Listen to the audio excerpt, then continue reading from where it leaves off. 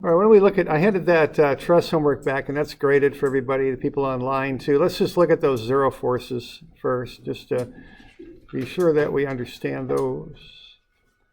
All right, the first one there, it's both corners. I think most everybody got that. So you've got kind of a symmetrical situation there. And so it's both sets of corners are zeros.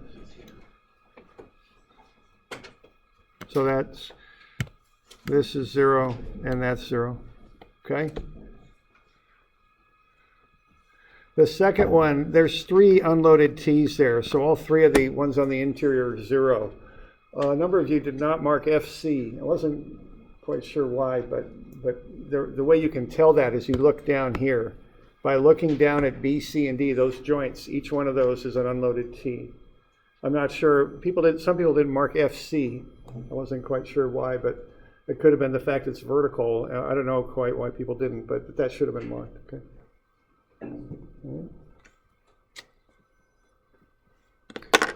All right, and then we got the one after that. We got this one. Here's an unloaded T, so CD is an unloaded T, and also CF is unloaded there. It's similar to the reason AB is 0 force, CF is also. That P3 would be assumed to be directly in line with EF. And so CF is not really required there.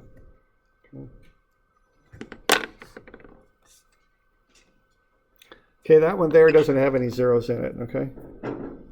So, no reason to invent them if they don't exist. There's no unloaded T's, unloaded corners, anything going on there that would lead directly to a zero force member. Now, as I was talking about a little bit before, there is an unloaded corner here, but there's 3 members there. So from that, you can't really assume that any of them are 0. Okay, there's a T there, but it's loaded. So EF would equal P3 actually in that case. Okay. So you got any questions on that? Yeah. Why wouldn't BC be BC. Okay, BC wouldn't because well, first off, I don't know for sure, but I can't assume that it's unloaded. That's a little different statement, if you know what I mean. Okay. Now, if AB has any force in it at all, it's going to push horizontally on joint B, and PC will have to respond to that.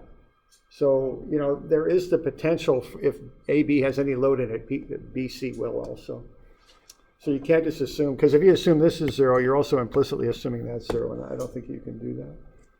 Okay.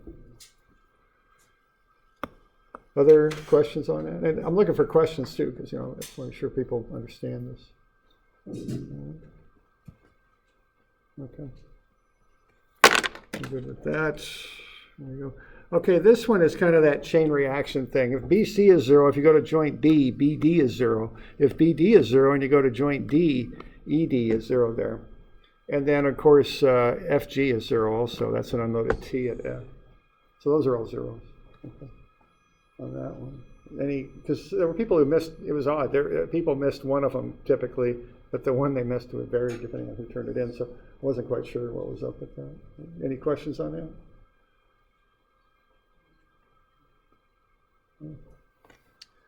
All right. Okay, so that's a bit on that. Okay. So we good with those? All right. Okay, now we'll kind of keep rolling here, I think. We just got a little bit of time, but I just soon use it to start something new. We're getting to the time of year where we got to get some stuff done here, I'm afraid.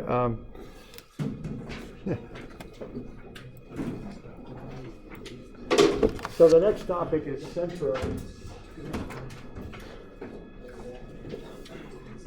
Okay, is everybody good for winter term and advising and all that? Anybody got, you can always check in with me if you ever got questions on that stuff, me or Craig or Brian, we can all do advising. So,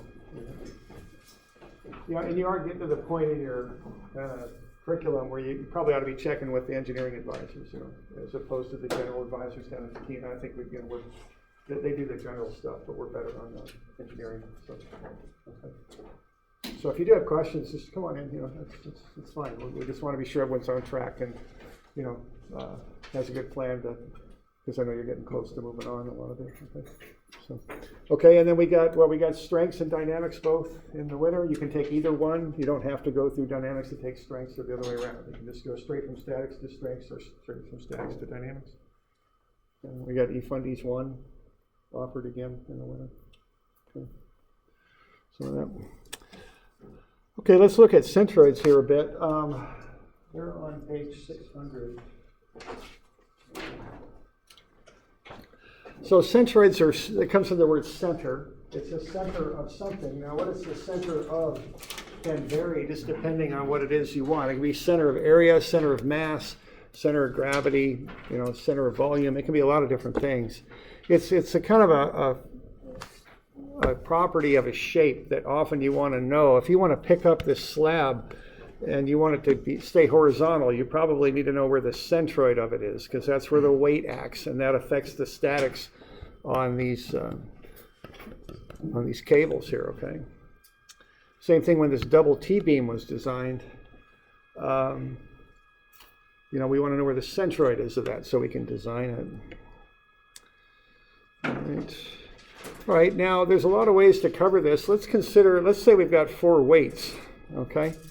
And the total weight in this system, and this is on page 600, is 240 newtons. Let's figure out where could we put this weight. Where would it be? If we were to put the total 240 newtons at one location on that number line, where would we put it? Okay? And so kind of what I'm asking there is, where is the resultant located for this system?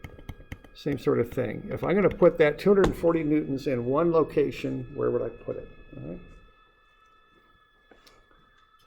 So I'm going to find the resultant. So what I would do is I would add up all the forces, and I've already done that. That's 240 newtons down. But I'd also find the moment about the origin there. I call that point A. Find the moment, and that's 12.3 Newton meters.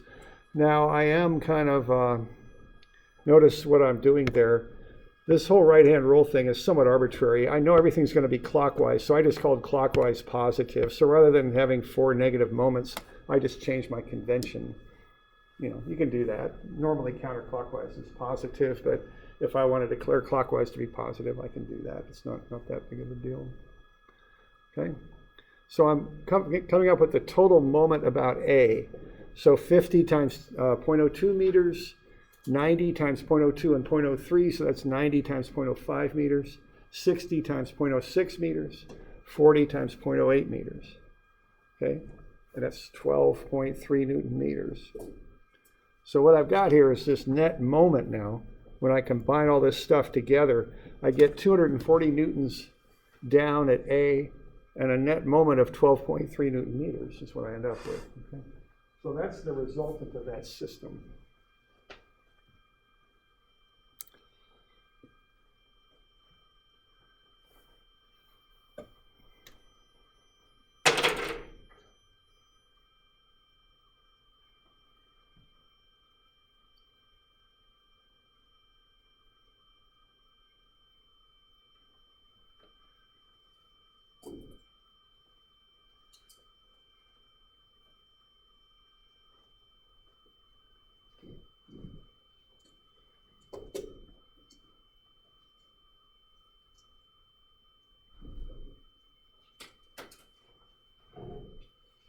All right, so that's, okay, so now what I want to do, I want to figure out where could I put that 240 newtons such that it would cause the 12.3 Newton meters, okay? That'd be the next question I've got here. How would I figure out where to put it? So if I'm going to move that 240 newtons such that it causes the 12.3 Newton meter moment at A, where would it go? How would I figure that out? We did this when we were doing resultants a bit, if you remember. Am I going to move it to the right or the left? Hope the right. How far over am I going to go? I'll put it over here. Probably not. Over there. Probably not. Probably somewhere in the middle, eh? Okay.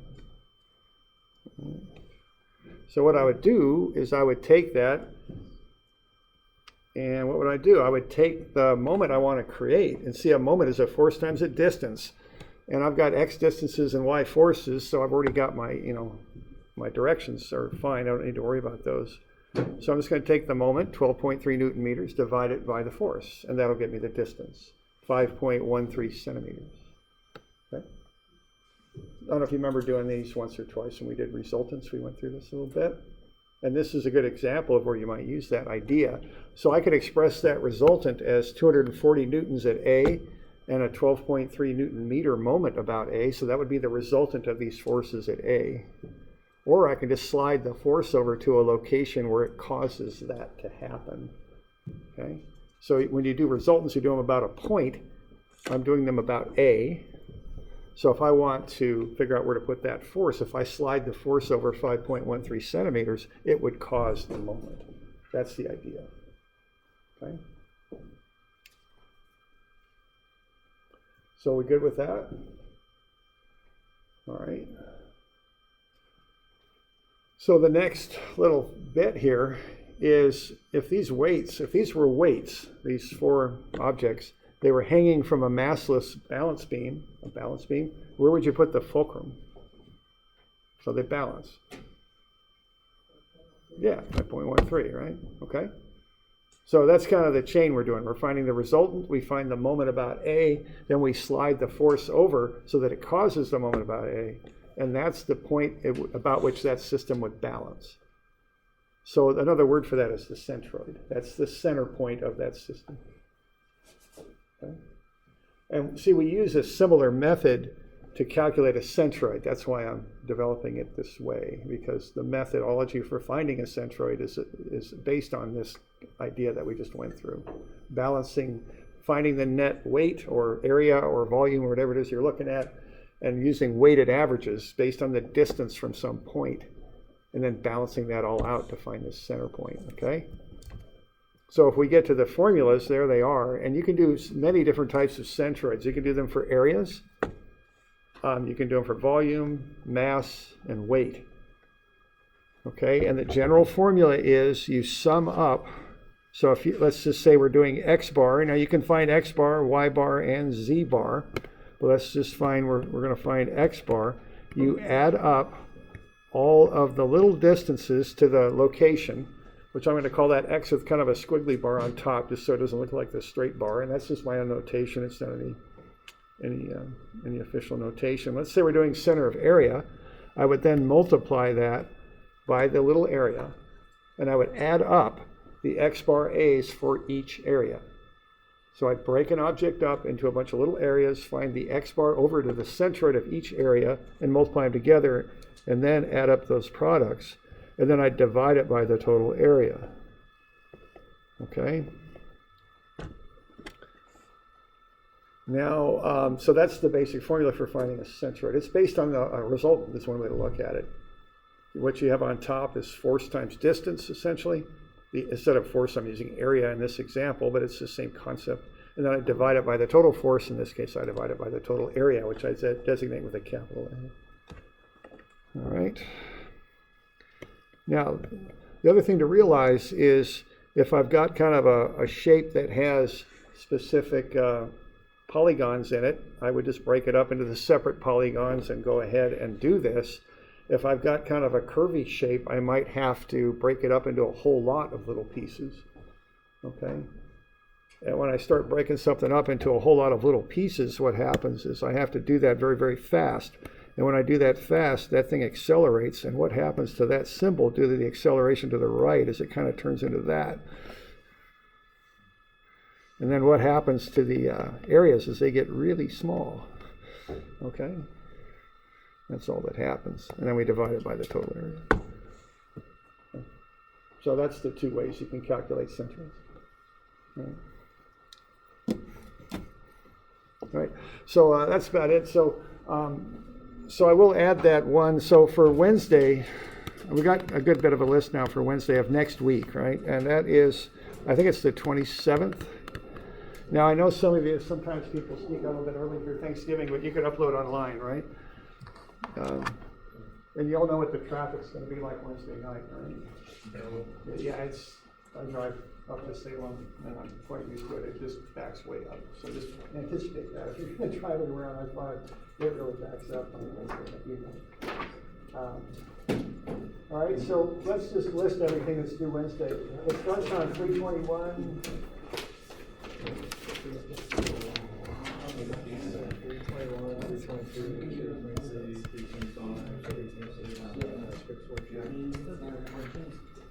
We skipped 324, right?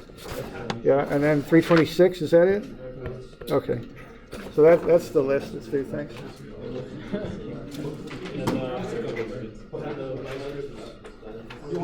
Oh, that might, yeah, my scripts worksheet, thanks.